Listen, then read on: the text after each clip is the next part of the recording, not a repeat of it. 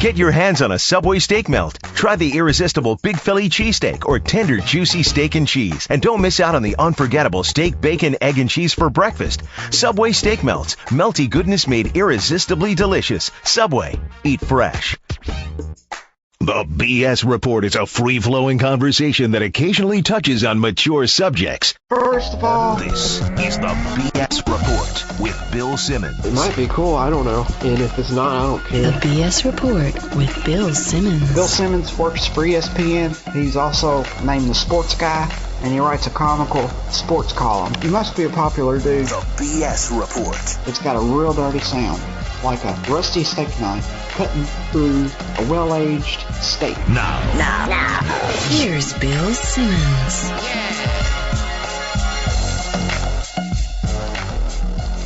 Welcome to the BS Report, taping this on a late Tuesday afternoon. We are running it on a Wednesday. So if anything crazy happens, don't blame us. On the Subway Fresh Tech Hotline right now from TNT, the former general manager of the Phoenix Suns, a three-time, actually a four-time, actually a five-time NBA champion. Five times? 5 times. How about that? 5 times. Steve Kerr, how are you?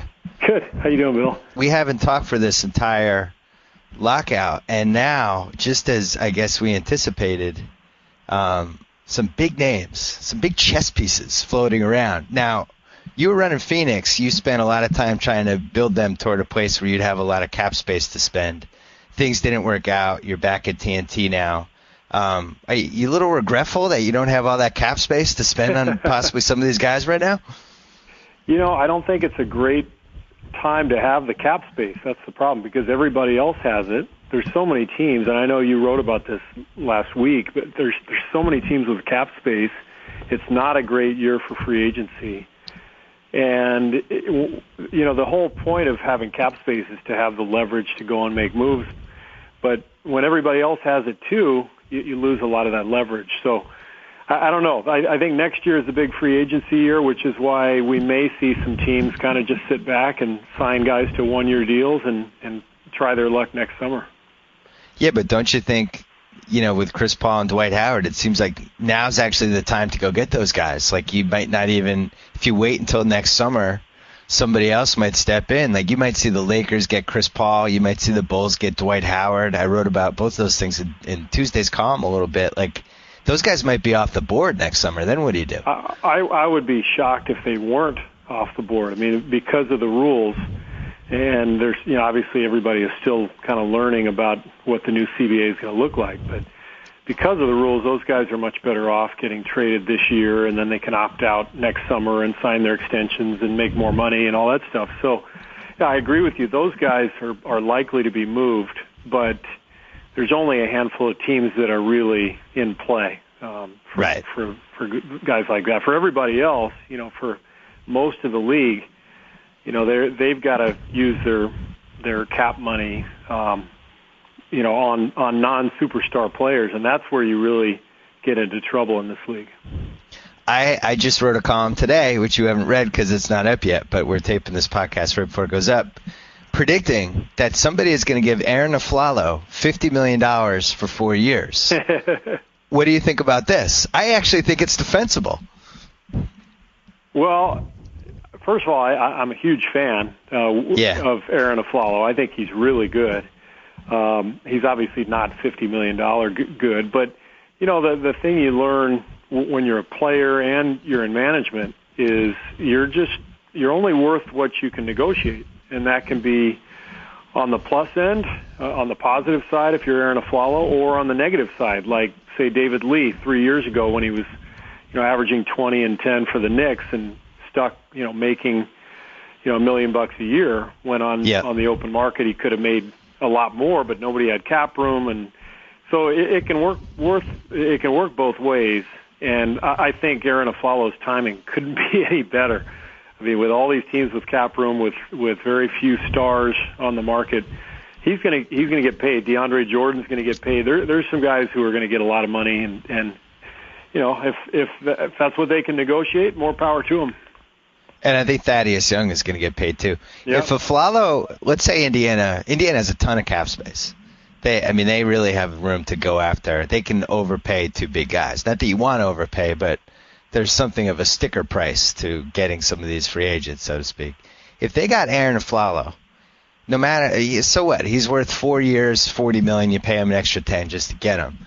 That's actually a pretty nice team, right? I mean, I like that Pacers team if he's the 2 guard with the rest of the pieces they have, right? Well, yeah, I think they would be a good team. And, the hard part, as you know, in the NBA is if you don't have a star, you have a ceiling that you're just not going to go above. And Houston's kind of been stuck in that mode here the last few years where they've got a lot of really nice pieces, but they don't have that one star. And so I like what Indiana did last year. I did a couple of their playoff games with TNT, and I was impressed with Frank Vogel and how hard the team played. And they definitely could use a guy like Aflalo and get back to the playoffs. But then how do you take the next step?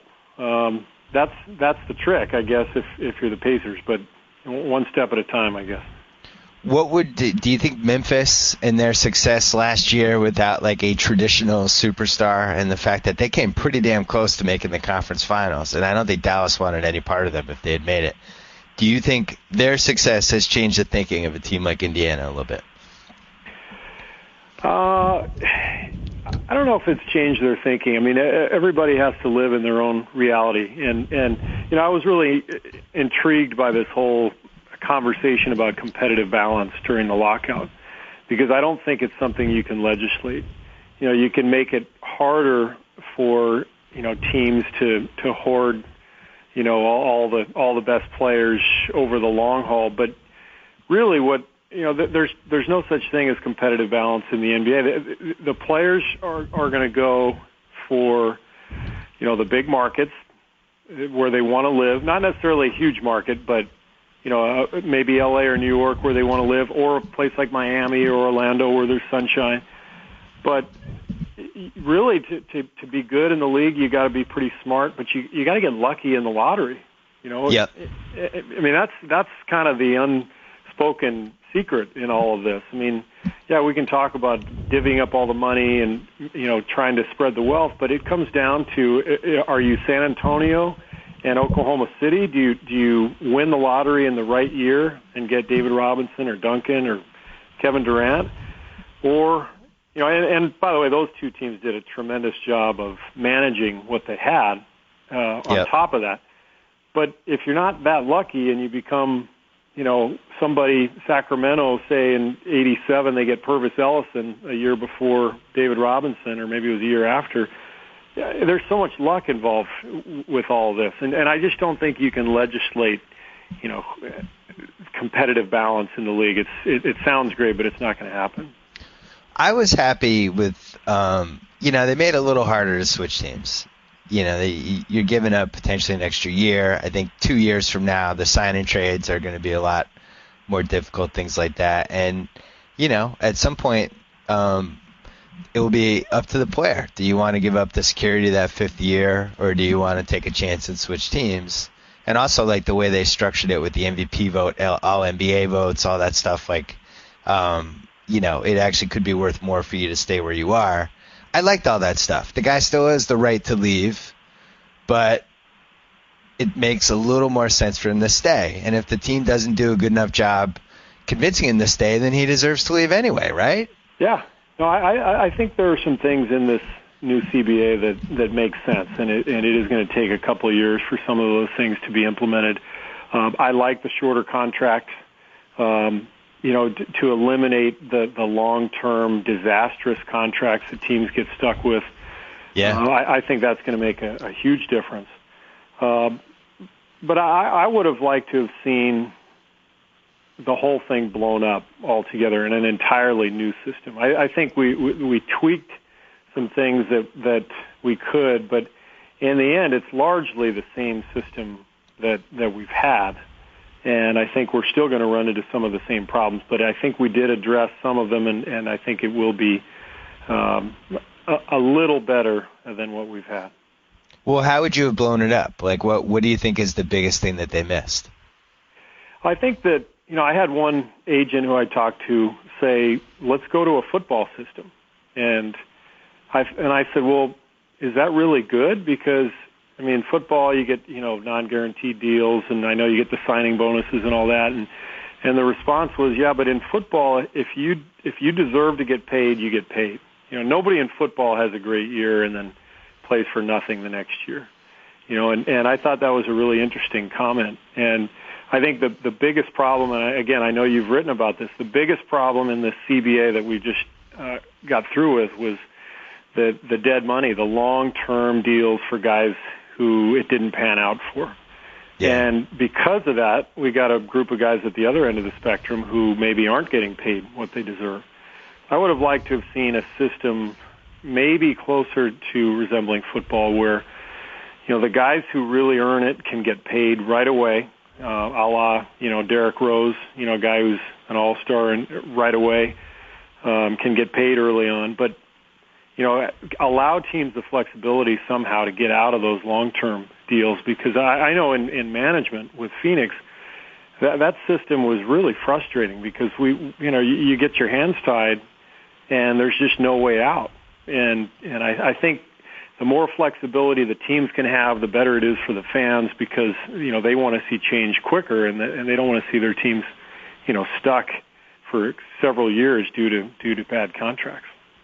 And I thought that was a disappointing side of the lockout, just from a player's perspective, is that they didn't seem to understand that they should have some accountability with coming up with that better system, and that if you have, whether it's 30, 35, 40 guys every year who are horribly overpaid, and the fans are paying to see these guys, and they're getting frustrated that their teams can't trade them, that you have to watch these guys get paid whether they care or not, that's actually bad for the league. Why do you think that players don't see that side of it, that the big picture standpoint of, the fans are paying our contracts? Why don't they understand that?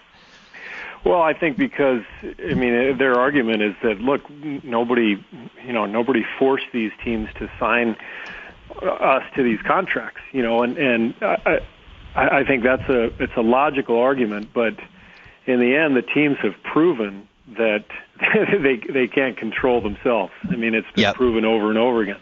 And at some point, the question of what's best for the league does have to enter into everybody's mind. And I think the problem for a lot of the players is that, there's a handful of guys who everybody refers to every time you bring up the NBA's collective bargaining agreement. Eddie Curry, Gilbert Arenas, Rashard Lewis, and those guys, yes, they're way overpaid. The teams made huge mistakes in signing them. In Curry's case, he couldn't get in shape. In Arenas' case, he got into legal trouble. So it's a huge black eye for the league when you talk about some of these contracts. But most of the guys in the league really work hard and try to earn every penny that they get paid. But again, the problem is the image of the league is hurt because of a few of these cases. And it just gets exposed over and over again, and then the fans look at that and they say, "Well, this is a horrible deal for everybody." You had a guy when you were the GM on Phoenix, Marcus Banks, who was signed to a big contract, and just it just was a bad contract from the get-go. You ended up making the Sean Berrien for Shaquille O'Neal trade, partly because you wanted to change the identity of the team, but partially to get rid of that contract. That was one of the driving forces for that trade, right? Yeah, but the better example was when I came on board, the very first trade that I made was Kurt Thomas. Oh, yeah, you're right. Seattle for Kurt Thomas and 2 first-round picks to Seattle for nothing. And that was, to me, the ultimate example of what we're talking about, of trying to shed money and really having no way out. And that was a difficult trade to make, but we ended up saving, $16 million in the deal, and that allowed us to keep moving forward. And so we had to address our finances, like a lot of teams have done, and made trades that, didn't make any sense basketball-wise. And that's a really frustrating thing, and that's why it's so important to be as prudent as you can be, in management. But again, the problem is this is not an exact science. Even the best teams, even the best managed teams, have made contract decisions that they've regretted almost immediately, and it's a very difficult position to be in. The shortening contracts, I think, will help. It's not going to solve it, but I think there's a big difference. That fifth year always seemed to hang like an albatross with some of those contracts. It'd be nice to get rid of that. Do you really think it's realistic that the players' union would have said, all right, screw it, we don't have to have guaranteed contracts anymore? Like, obviously that's the best possible solution, but I can't imagine they would ever concede that one. No, I can't imagine that they would concede that, and they didn't, and I don't blame them. I mean, that's something that they fought for, and it's something. I mean, correct me if I'm wrong, but when the average person signs a contract, signs a 4-year contract to work for a company in any business, isn't that pretty much guaranteed? I mean, who signs contracts where they can just fire you and not have to pay you? Nobody. Right. So I don't. I mean, to me, a non-guaranteed contract is. It's almost an oxymoron. You know what I mean? And when people say, well, football doesn't have non-guaranteed contracts, well, they have, or I should say that when people say football has no guaranteed contracts, it's totally different because of the huge signing bonuses that they get up front and they're amortized and all that stuff. So it's a different system. But I don't know. To me, if you're a player, why would you sign a contract that's not guaranteed? And sometimes some guys do if they're trying to make the roster. They don't. So I mean, I know I'm going in circles here, but it's something that if you're a player and you can negotiate it, then that's what you negotiate. You keep it. Yeah. You were pretty involved in the '99 lockout, right? I was a player rep for the Bulls. Yeah. Yeah. And now you're following this latest lockout as somebody that was working for TNT and hoping the lockout would end so you could start doing basketball games. How do you think the Players Association was different in '99 than it was these last 9-10 months? I don't think it was that different, really. I think in general, you've got a group of guys who don't really know that much about the legal issues, and nor should they. They're basketball players. And that's why you hire an executive director and a legal team to do your work for you. And you get a group of players on the committee who are going to keep you informed. The same thing really was going on in '99. Guys didn't really understand what was going on that well. Everybody tried to keep players informed. All the player reps tried to keep their team informed. But it's all these issues are very complex. And I saw the same thing this time. It's just it's kind of a weird situation where you got basketball players who are trying to represent themselves legally, and it's a tough spot for them to be in. In '99, we had email, but it wasn't as, we didn't have the cell phones and constantly, texting, all that stuff wasn't really totally in place yet. We didn't have Twitter. How much harder was it to keep everybody abreast of what was going on? It was mostly phone calls. I think the Twitter this time allowed for players to speak their mind and maybe get themselves in hot water a little bit more. Although back then, I mean, you remember the quotes from players, Patrick Ewing and Kenny Anderson, guys who made comments that eventually kind of came back to bite the union. So it was a different forum, but still, I always feel like in these lockouts, the league has a tremendous advantage because it's 30 versus 450. And those 30 are told to keep their mouths shut by David Stern, which is really smart. And so as a result, the players usually end up saying things that they regret, and the owners have one voice, and that's a big advantage. Do you feel like the agents have a much bigger role behind the scenes than people realize, or is it about what we realize that it is? I think they should have more influence. Those are the guys who really understand the business better than anybody. And if I were the union, I would try to go after a former agent to represent them. They're the ones who really get it, and they're the ones who are used to negotiating contracts. And whether it's a basketball contract or a collective bargaining contract, I think they're going to be well suited for that job, and that's what I would do. I think if you look at the history of sports unions, I mean, Donald Fear was a tremendous negotiator for the baseball union. And there's a reason that they've been so powerful over the years. And I think you have to get somebody who's really, really good and really well suited for the job. So it sounds like you're saying Billy Hunter wasn't that suited for the job. Well, I mean, Billy's older. I think he's 70. I think his run is probably over. I think he's done a pretty good job. I mean, I was there when Billy was there, and we always got along well. And I think it's one of the hardest jobs that there is. With 450 constituents, all with different agendas.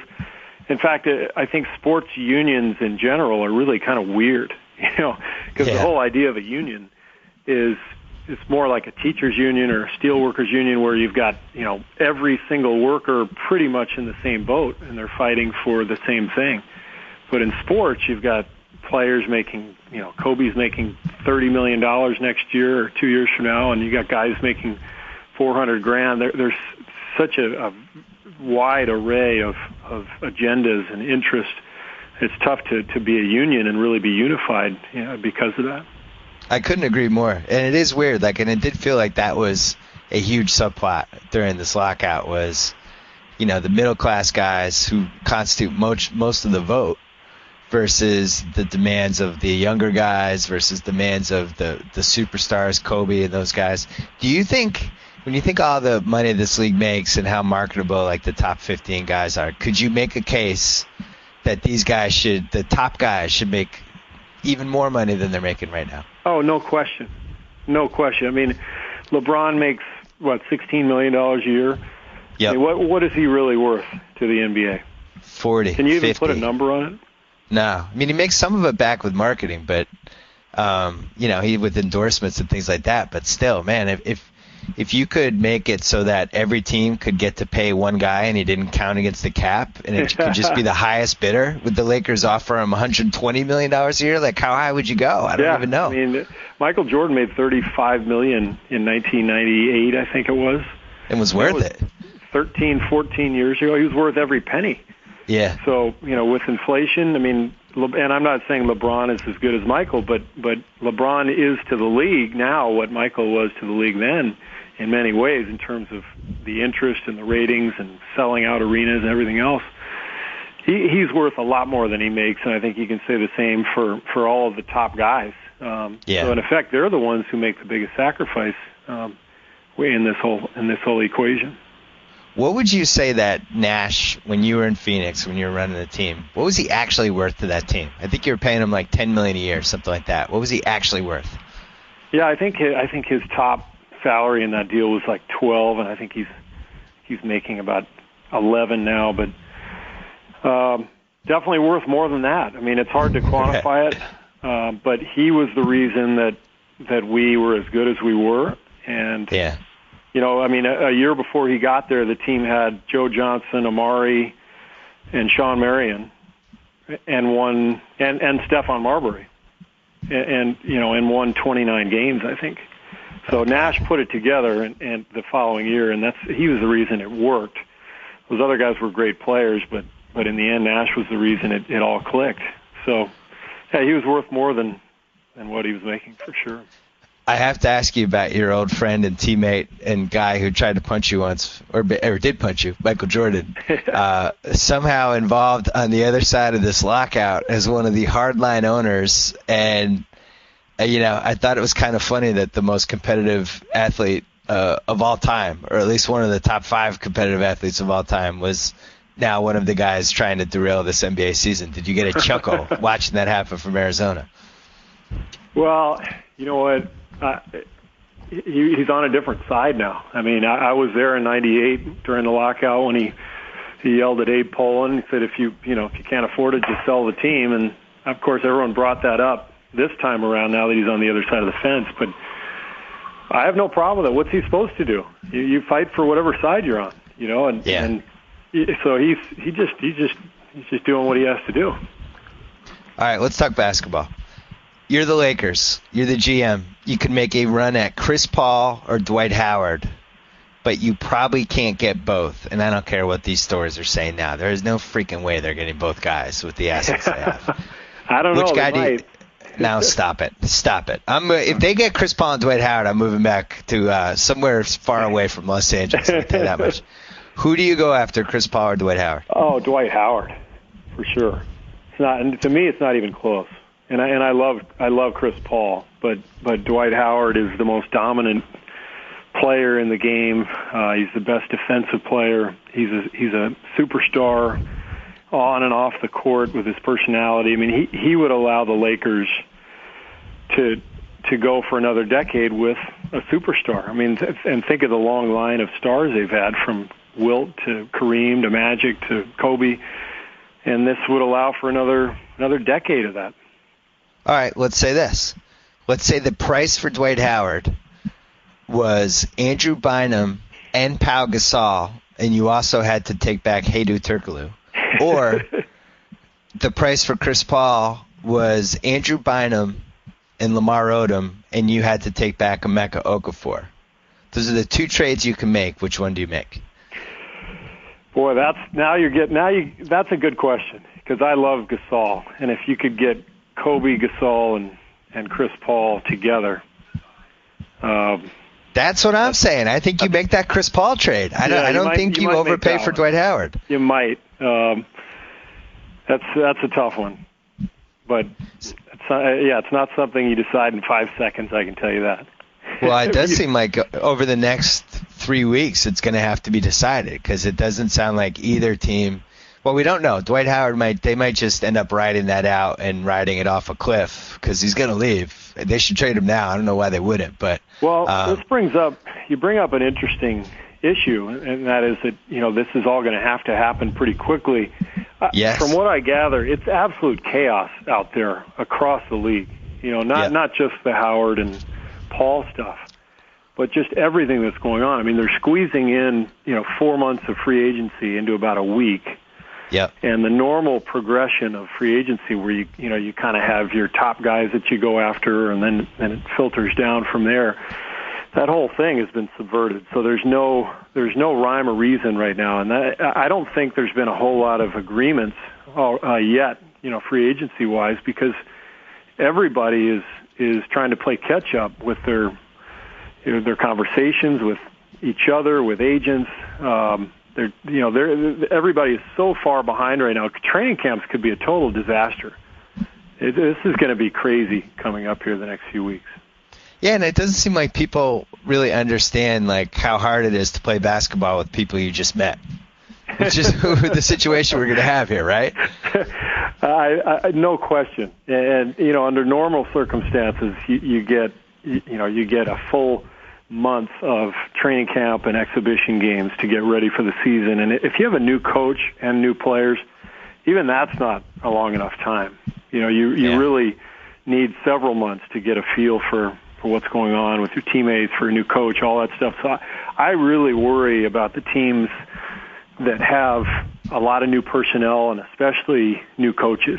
I think it's going to be really tricky for all those teams to jump right into the season without much time together. Well, how about old legs? I mean, we're taping this before the schedule comes out, but the Celtics have one stretch where I think it's 7 games in 9 days, back-to-back, day off, 3 in a row, day off, back-to-back. They have an old team that right now has 6 players on it. It's a little frightening. Wait, when you were playing in '99, you must have had those back-to-back-to-backs a couple times, right? Yeah, we had several of those. What were the effects? Those are brutal. I talked to an executive the other day. They looked at their preliminary schedule that they got from the league. They have a stretch of 9 games in 12 days. Oh. And it's crazy, because I'm not sure the average fan understands how difficult it is, both physically and emotionally, to play an NBA game, and not just to play 3 and 4 nights, but 9 and 12 nights. I mean, I do worry about the quality of play as a result, and it's going to be interesting to see how teams handle it. I could see Greg Popovich not even taking half his roster on a road trip for a couple games, just wow. saying, you know what, we have no chance. I'm resting Duncan, Ginobili, Parker. So they're not coming to Houston and Dallas the next 2 days. And the league will throw a fit, and Popovich will look at him and say, well, what do you want me to do? And there's going to be some interesting scenarios like that where guys are going to have to sit out just to get their rest. And you look at maybe I don't think anybody has an advantage because I think it's just going to kill everybody. But, maybe a team like Oklahoma City that's deep, that has young legs, maybe it won't affect them quite as much as, for instance, Boston. How about the Knicks? We had D'Antoni last year running Amari into the ground, playing him like 42 minutes a game. Now he's going to be on the hot seat this year with Carmelo and Amari and Billups, and he's already shown us that he's going to ride his guys into the ground. What is the over/under for games Amari plays this year? I think he goes down by mid-March. Yeah, that's a scary one for New York because they don't have a lot of depth on that roster, and so that's going to be tough for New York. And I agree with you. I think that the regular season is almost going to be just, hey, let's survive and let's get to the playoffs. And who cares where we're seated? Let's just get there and be healthy and give it a run from there. And I don't know how you do it. I don't know how you go about that. Everyone's got a different set of circumstances. But I do think, you mentioned Oklahoma City, I do think certain teams will have an advantage based on youth and continuity. Chicago's another one. Yeah. With Thibodeau and the young legs. So, but then there are the older teams that have some continuity, like Boston, like San Antonio, like Dallas. But what about the legs? And then you got the Lakers, which I think are a fascinating team this year because they've got a brand new coach and old legs, and they're getting away from the triangle, which even though a lot of people bash the triangle, I think it was a great offense for that team over the last decade.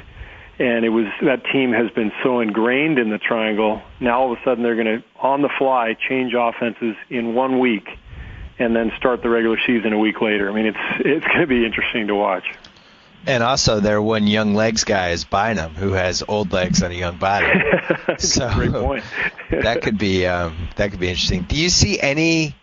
It seems like Golden State's going to splurge. It seems like New Jersey, you can't rule them out for just spending gobs of money. Do you see any team potentially making a jump like Memphis did last year, just from the way the rules are set up and what they already have in place? Boy, it's too tough to say at this point because we just don't know what's going to happen with free agency. And, because it's all happening so late in the game, it's hard to see anybody making a big jump.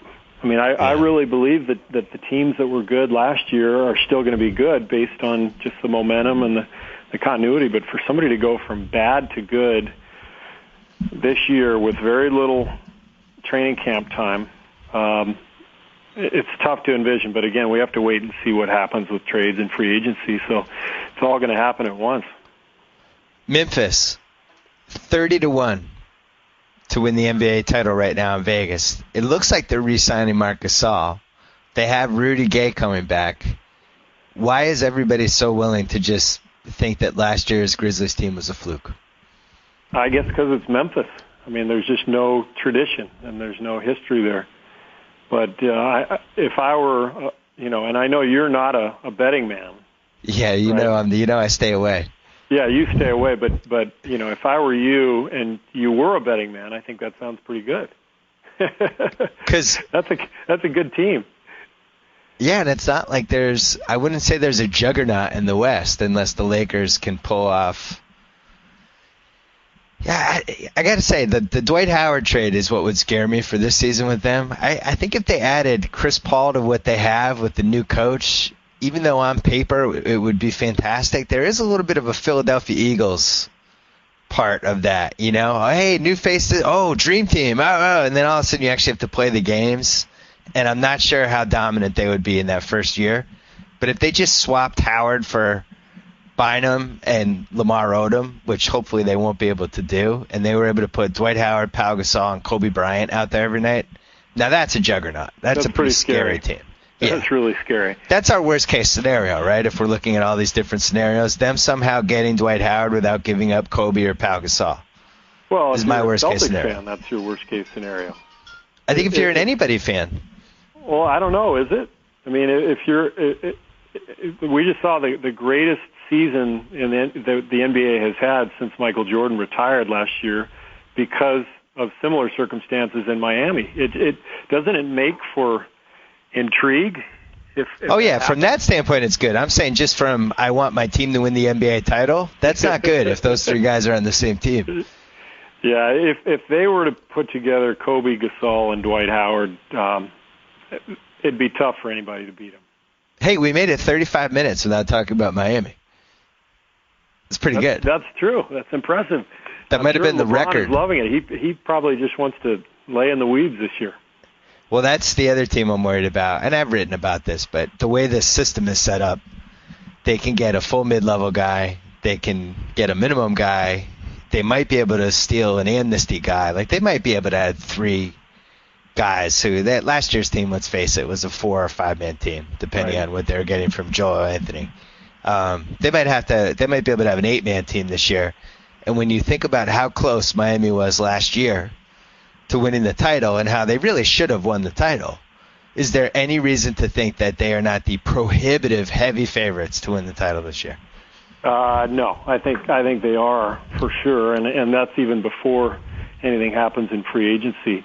Remember, Udonis Haslem is going to be healthy to begin the season as well, and he was really key for them when he came back in the playoffs. So, yeah, I think the continuity of bringing their core back, everybody having played for Spoelstra last year, the comfort level there, and then whatever they do in free agency, I assume they're going to get some help on the front line. I've heard Battier's name. I think that would be a great signing if they could figure that out. I think based on what happened last year and the momentum they can carry forward, I think they've got to be the favorite.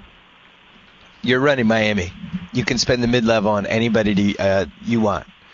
Would you go after Shane Battier, Jamal Crawford, Tayshaun Prince, or Andre Kirilenko?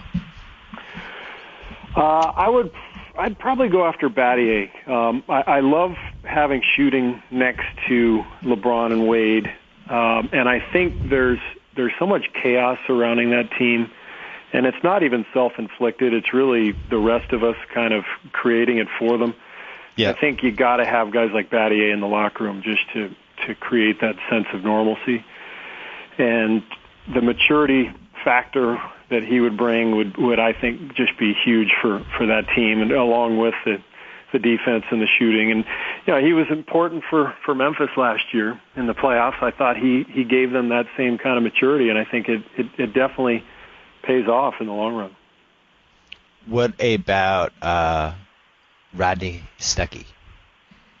Rodney Stuckey for Miami? Just in general. He seems like the most likely candidate to maybe get overpaid by $20 million this year. Yeah, I don't know why. I mean, I think he's a good player, but you like him? Yeah, I think he's good. But I don't know why. I don't know why anyone would overpay him. That's what I'm saying. I mean, I think he's a solid player, but if he was really good, Detroit would have won more than 30 games last year. I mean, that's the thing, is that you can tell when a player is really good in the NBA because I'm talking about great, because it automatically manifests itself into victories. But there just aren't that many of those guys. And I think the reason he might get overpaid is because for whatever reason there are no free agent point guards that could potentially run a team. And even he's a combo guard. He's not even really a point guard. No, he's not a point guard. You have all these teams that have money, and it's really Jamal Crawford or Rodney Stuckey as guys who could at least dribble the ball over half court before they shoot. And it makes me wonder if those two guys might get overpaid. Yeah. What about DeAndre Jordan? You a fan of his? I am, yeah. I mean, anytime you can find a guy that size and that athletic defensively, it changes the game. So I think the Clippers need to hang on to him, and particularly to go alongside Blake Griffin. I know they're good friends, but also they complement each other really well. So I would expect them to hang on to him. How about your old guy Jason Richardson, who is in a weird conundrum because he could probably get more than the mid-level, but he could go to the Bulls and make, maybe $8-10 million less than he would have gotten, but he gets to play in the Eastern Conference Finals every year on a team that's really perfect for him. Like, do you think that he would take a pay cut to do that? Yeah, I think he might. I mean, I loved Jay Rich in Phoenix. The guy's a winner, and he's a good teammate, and he's made a lot of money. He loved being in the playoffs. He was great for us in the playoffs. 2 years ago, had a 46-point night, I think, or 42 or something. Hit huge shots and loved the limelight. So Chicago would be a great destination for him. I think either he or Afflalo makes perfect sense for the Bulls. Whether they can achieve that with mid-level, we'll see. What about the former Kim Kardashian husband, Chris Humphries, who was surprisingly the number 5 rebounder last year? Yeah. I mean, it's not like he wasn't a good NBA player. He was really good. No, he was good. I mean, he put up good numbers for New Jersey. He's going to get paid. I mean, you wrote about it last week. There's so many teams with cap room. There's not a great free agent field, so there are going to be guys who get overpaid for sure. It's just the setting is there for that to happen. And for when you see a guy rebound with those kind of numbers, generally speaking, somebody's going to take a chance at him. You're running Phoenix. You're waiting for the official time to start talking to agents. There's a knock on your door. It's Greg Oden. And he says, Steve, this Phoenix Suns training staff, it works wonders. I've heard all the stories. I want to come here. You can have me for 3 years, $30 million. Do you do it? I do it in a heartbeat. Really? You do it in a heartbeat? Yeah. Wow. And first of all, I'm not sure. I know the Suns don't have that much cap room, so we're just assuming that we can find a way to make it happen. Yeah. Well, it was like a sign and trade or something. Yeah. Right, wow. Right. So you do it in a heartbeat? Yes. Tell me why. Well, number one is I know the training staff there, Aaron Nelson and those guys, and I've been convinced for many years that they can do wonders with guys. Yeah. And first of all, I should say, before I say in a heartbeat, I would ask those guys, what they thought with the information that they had. But assuming that they said, yeah, let's give it a shot, I would do it because we talked about this. It's so hard to find top players in the NBA, top 20 players and he has the potential to be that still. And maybe he'll never get there, but he still has the potential to do so. And so if you have that chance, I think you go for it. If the Phoenix Suns training staff was this good, why wouldn't Mikhail Prokhorov just triple everybody's salary and bring them to New Jersey? That's the part I don't get. Isn't that that's a sound business investment? Well, I don't think they're the only guys out there who are this good. I think there's a lot of good training staffs in the NBA, but they're the guys I worked with and I witnessed it. I watched what they've done with Nash and Grant Hill and Shaq and Amari, and they're really good. Where does your boy Grant Hill go? I think he'll probably end up back in Phoenix. He loves it there. He's got 2 girls in school there. He's really close with Nash, and Nash wants him back. There's part of me that wants to see him stay because of my affection for the organization and for him and for Nash. There's part of me that wants to see him go to Miami or Boston or Chicago or somewhere and try to win a championship because it's not going to happen in Phoenix and in the next couple of years anyway. So he's as good a human being as I know. I mean, Grant Hill is just an amazing guy, and all those injuries he had, about 4 or 5 years, just wiped out. I mean, this is a guy who should have been a Hall of Famer. Yeah. And such a great guy. There's nobody, maybe Nash, but I was going to say there's nobody I'd rather see, win a title than Grant Hill. And so if he went 1 year with one of those contenders, it wouldn't bother me at all. What happens to Nash? I mean, you talk about ticking time clock here. I can't imagine he has many more elite years in the tank. I think he's as old as you are. And he's still able to play at that level. Like, I mean, is he just he's never going to ask out, apparently. He's old school. You know, he signed a contract and he plays for his teammates and he plays for his city and plays for his coach. And, you know, he's not going to try to force his way out of anything. And so he's going to compete and keep himself in immaculate shape and just see whatever happens. But I think he's in a tough spot, and I think the Suns are in a tough spot because neither side really wants to be the first one to say, okay, it's time, because, you know, the management knows he's the reason people come to watch the games. Yeah. They also know they can't really get that much for him in a trade because of his age. And so there's kind of this little weird dance that's going on where both sides know it's time to move on, but neither side really wants to be the one to make it happen. Do any of these Amnesty guys intrigue you? Charlie Villanueva, Baron Davis, Richard Jefferson, Ron Artest, Gilbert Arenas, Andres Biedrins, Jose Calderon. A little bit.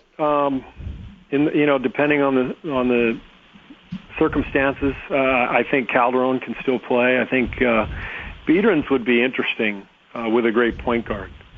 Yeah, because I agree. He was really good, 3 or 4 years ago with Baron Davis during that whole run. But somebody has to be able to just feed him.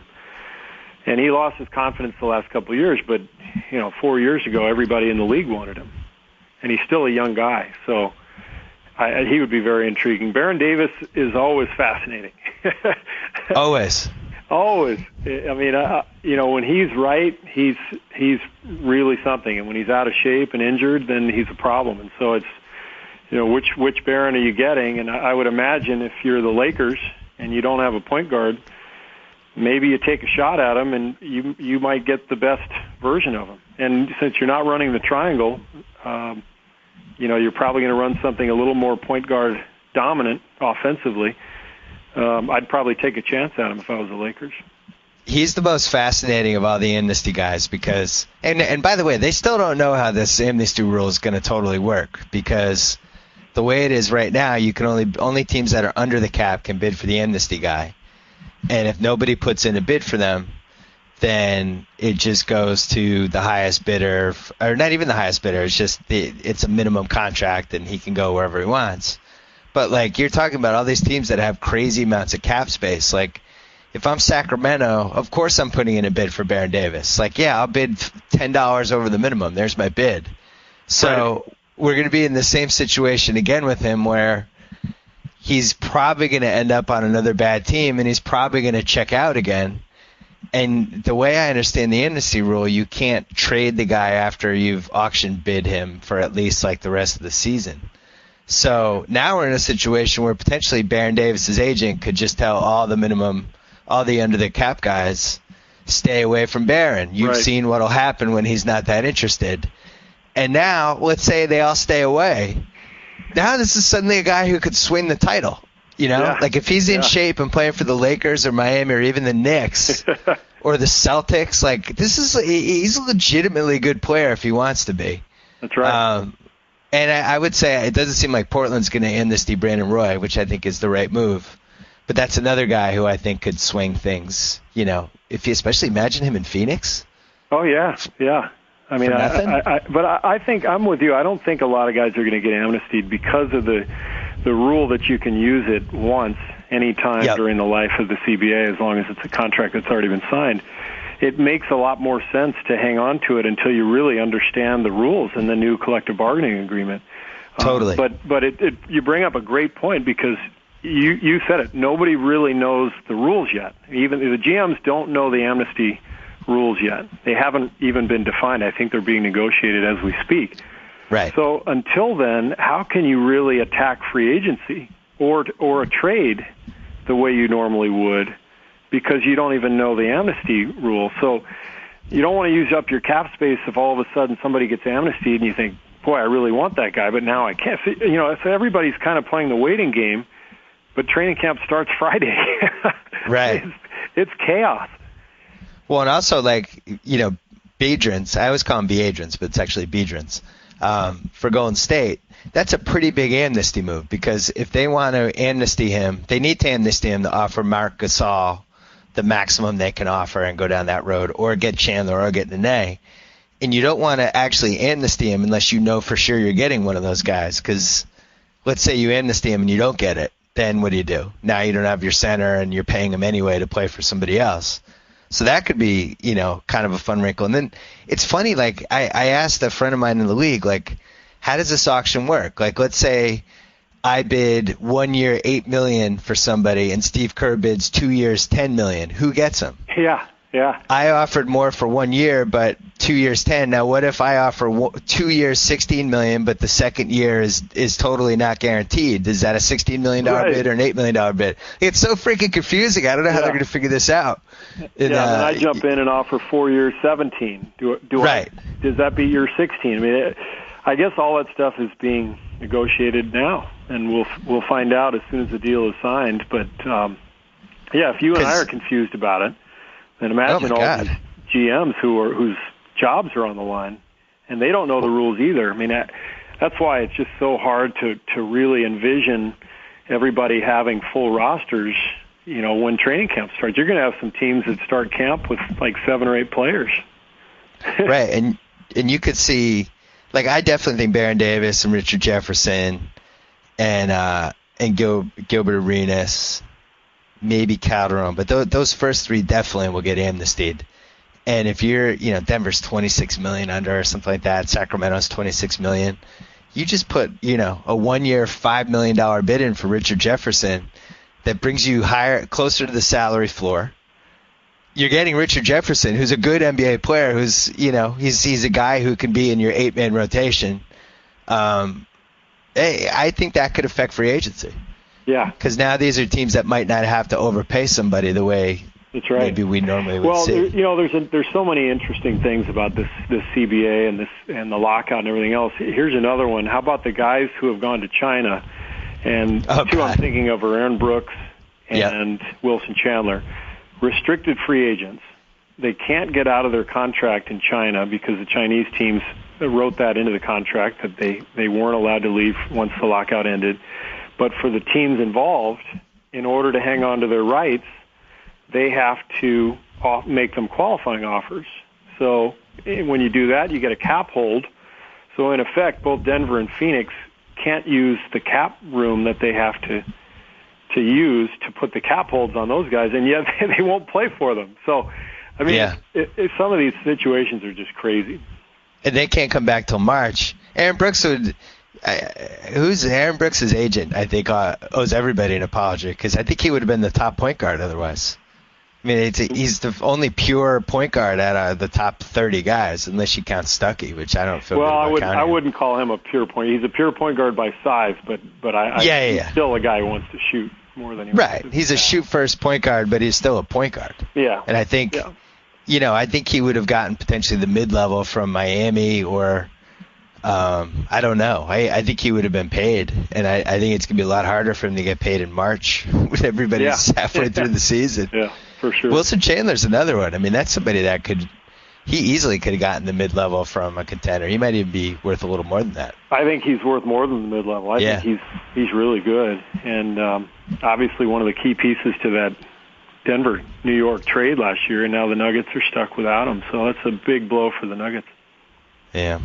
Well, this is going to be something. You excited to have Shaq as a coworker after being his boss? I am. I mean, we did some taping about 3 weeks ago. We went to Atlanta. We taped this show called Open Court. I don't know if you've seen any of it on NBA TV. I've heard about it. Everyone's raving about how entertaining it is. You got to watch it. It's fantastic, and I'm not just giving a shameless plug to my network. I mean, it is great stuff. Ernie Johnson's the best, and obviously you get guys like Charles and Kenny and Reggie. I mean, everybody telling stories. It's really fun stuff. But it was fun to see Shaq because it's interesting when guys retire, they kind of let their guard down, and when they're still playing, there's always this guard, and there's this kind of competitive layer of personality that doesn't allow you to get through, and then all of a sudden a guy retires and everything kind of changes. And I saw that with Shaq. He was so relaxed.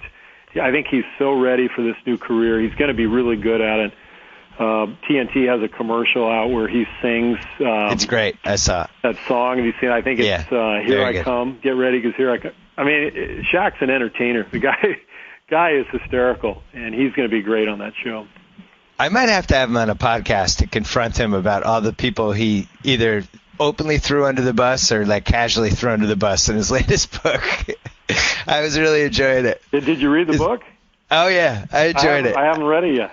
No, you'd be surprised to know nothing was Shaq's fault over his 20-year NBA career. Really? Somehow. Oh, yeah. Yeah. He's somehow blameless somehow for 20 solid years.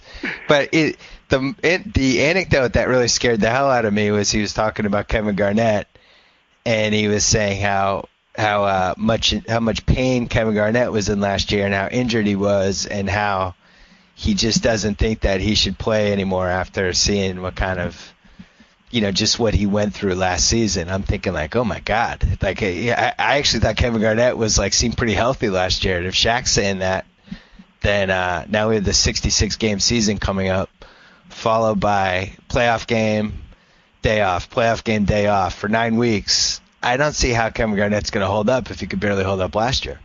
It's going to be tough. And Boston with not only with KG, but for Pierce and Allen, all those games. The other interesting thing about the schedule that we haven't talked about is obviously it's an unbalanced schedule now.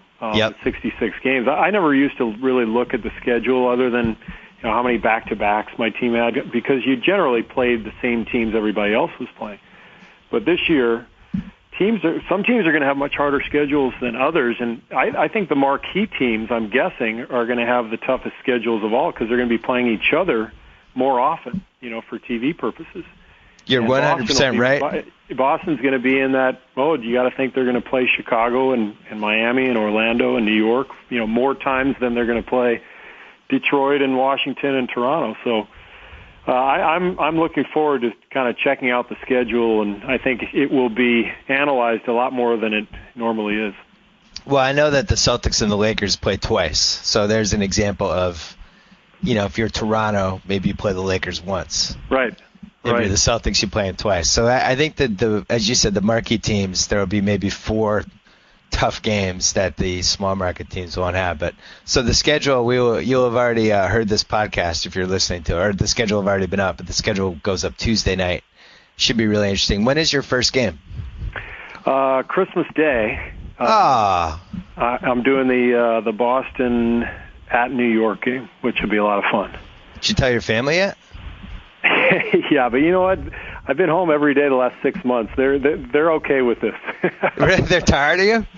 My wife's ready for me to leave. Your kids say, "Hey, what are you guys doing?" Nothing, Dad. We're just going out. We'll see you later. Exactly. That's what my wife said. She said, 3 months ago, she said, if they really want to solve this lockout, just get all the wives of the players, the coaches, management, and broadcasters, and we'll get together in like 10 minutes. We'll figure it out. We got to get you guys out of the house. That would have been exciting. I would also been excited for the Twitter feeds for that. Yes, that would have been. Steve Kerr, as always, a pleasure. We will talk to you during the season. I'm really happy we're having a season. Thanks for the time, and talk to you soon. All right. Thanks, Bill. Target to sign off. Whoa. Thank you for downloading the BS Report with Bill Simmons. Too much fun. Check out more podcasts at the iTunes Music Store or at Pod Center at ESPNradio.com. Peace out.